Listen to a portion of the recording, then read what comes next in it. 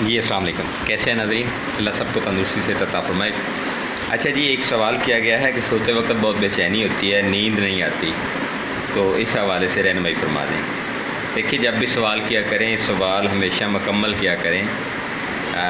بہت سی وجوہات ہوتی ہیں، لیکن آپ لوگ جب سوال کرتے ہیں وہ بالکل چھوٹا سا ہوتا ہے اور جس کو سمجھنے میں تھوڑا ٹائم بھی لگتا ہے، اور اس کے حوالے سے جواب دینا جو ہے وہ بڑا مشکل ہو جاتا ہے۔ تو اس کو کہتے ہیں حکم جاری کرنا۔ تو میرا خیال ہے کہ میں حکم جاری نہیں کر سکتا، مجھے آپ لوگوں کو بہترین اور مکمل اور درست ٹریٹمنٹ بتانا ہے۔ تو آپ لوگ جب بھی کوئی چیز پوچھیں اس کی تھوڑی تفصیل جو ہے وہ لازمی شیئر کیا کریں۔ خیر جی، سوتے وقت جو بے چینی ہے وہ اعصابی تحلیل ہے، عضلاتی تحریک ہے۔ آپ کو خشکی گرمی جو ہے اس کا سامنا ہے، تو جب بھی خشکی گرمی ہوگی عضلاتی گودی مزاج ہوگا، جس میں ریا بھی بنے گی، کچھ لوگوں کو قبض بھی ہوگی اور کچھ کو بواسیر بھی ہوگی۔ تو ایسے لوگوں کو نیند جو ہے وہ کم آئے گی۔ اس کی وجہ کیا ہے کہ عضلاتی گودی وہاں پہ جو ہے وہ تحریک ہے، تو گودی جو ہے وہ تسکین ہے اور اعصابی جو ہے وہ تحلیل ہے۔ تو جب اعصابی تحلیل ہوگی، اعصاب جو ہیں وہ سکون میں نہیں ہوں گے تو نیند نہیں آئے گی۔ اچھا، سوتے وقت بے چینی کا پیدا ہونا اعصاب کی تحلیل اور عضلاتی تحریک کا شاخسانہ ہو سکتا ہے۔ یہ ہمارے بزرگوں نے بھی اس چیز کو لکھا ہے، میں بھی اس چیز کا ہی قائل ہوں کہ جب خشکی گرمی زیادہ ہوتی ہے تو پھر نیند نہیں آتی۔ جب اس کو آپ کنورٹ کر دیں گے تری میں تو انشاءاللہ وہ وہاں پہ نیند جو ہے وہ آپ کو آنا شروع ہو جائے گی۔ تو اس کے علاج کے لیے بہت سے لوگ جو ہیں وہ یہ بھی کہتے ہیں کہ ہم جہاں مرضی لیٹ جائیں، مطلب انتہائی کمفرٹیبل ماحول بھی ہو، اے سی وغیرہ بھی لگا ہوا ہو، بڑا کمفرٹیبل ماحول ہو، یا اگر سردی کا موسم ہے وہاں پہ ہیٹر لگا ہوا ہے، بڑا کمفرٹیبل ماحول ہے، اس کے باوجود بھی نیند نہیں آتی۔ اس کی صرف اور صرف وجہ عضلاتی تحریک اور اعصابی تسکین ہے جی۔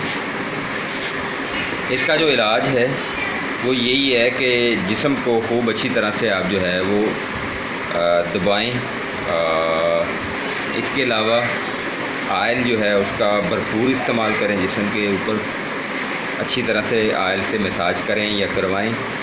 یہ تو ہو گیا وقتی طور پر ٹریٹمنٹ۔ اس سے پھر آپ کو کیا ہوگا، جب آپ سر میں کدو وغیرہ کے تیل کی روغن کی مالش کروائیں گے تو انشاءاللہ وقتی طور پر آپ کو فائدہ ہوگا اور نیند جو ہے وہ آنا شروع ہو جائے گی۔ اس کے لیے اس کا جو پرماننٹ ٹریٹمنٹ ہے اس کے لیے نسخہ نوٹ فرما لیں، جو ہمیشہ کے لیے علاج ہے وہ کیا ہو سکتا ہے۔ نمبر 1 پہ مغز کدو یعنی کدو کے بیج۔ نمبر 2 ہے جی مغز خیارین کھیرے کے بیج۔ نمبر 3 زیرہ سفید زیرہ۔ نمبر 4 مغز کاہو۔ نمبر 5 خرفہ۔ نمبر 6 کشنیز یا دھنیا۔ نمبر 7 خشخاش، اور نمبر 8 ہے جی گل سرخ۔ تو یہ تر سرد مزاج کا حامل نسخہ میں نے آپ لوگوں کو بتایا ہے۔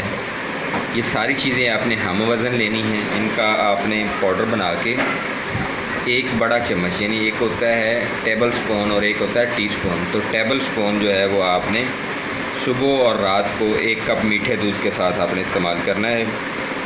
کچھ ہی دنوں کے استعمال سے انشاءاللہ نیند بھی اچھی آئے گی اور تھکاوٹ وغیرہ جو ہے وہ بھی چلی جائے گی اور ذہنی طور پر آپ اچھا فیل کریں گے۔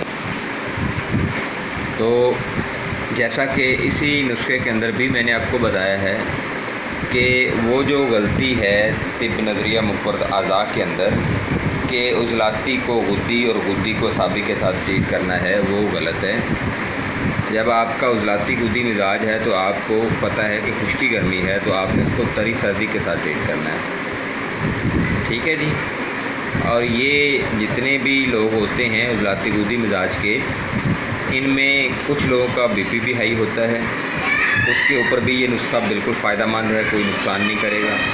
کچھ لوگوں کو گیس یا تبخیر بھی بن رہی ہوتی ہے، ان کو بھی یہ فائدہ کرے گا، نقصان نہیں کرے گا۔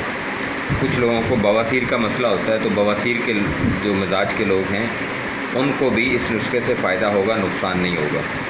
اور باقی چونکہ اس میں نیند نہیں آتی، جب آپ اس نسخے کو استعمال کریں گے تو انشاءاللہ اچھی نیند آنا شروع ہو جائے گی۔ اس کے علاوہ اگر کسی بھائی کا، کسی بہن کا کوئی بھی سوال ہو، آپ کمنٹس کریں، آپ واٹس ایپ کریں۔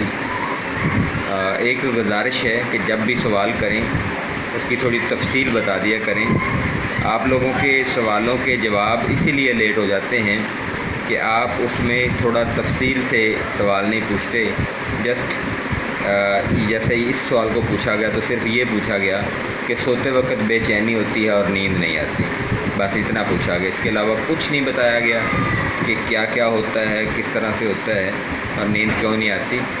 تو کائنڈلی برائے کرم آپ جب بھی سوال کریں تفصیل سے سوال کریں، ڈیٹیل میں پوچھیں، تاکہ معلومات ساری ہوں اور ہم آپ کو درست جواب دے سکیں۔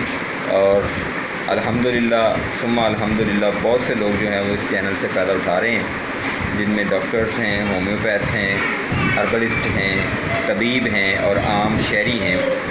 تو میں آپ سب سے گزارش کروں گا کہ آپ سوال ضرور پوچھیں، جتنے دل چاہتا ہے اتنے سوال پوچھیں۔ میں آپ کو جو ہے وہ انشاءاللہ اس کے اوپر رہنمائی دیتا رہوں گا، لیکن تفصیل کے ساتھ پوچھیں گے۔ فی امان اللہ، اللہ حافظ، السلام علیکم ورحمۃ اللہ وبرکاتہ۔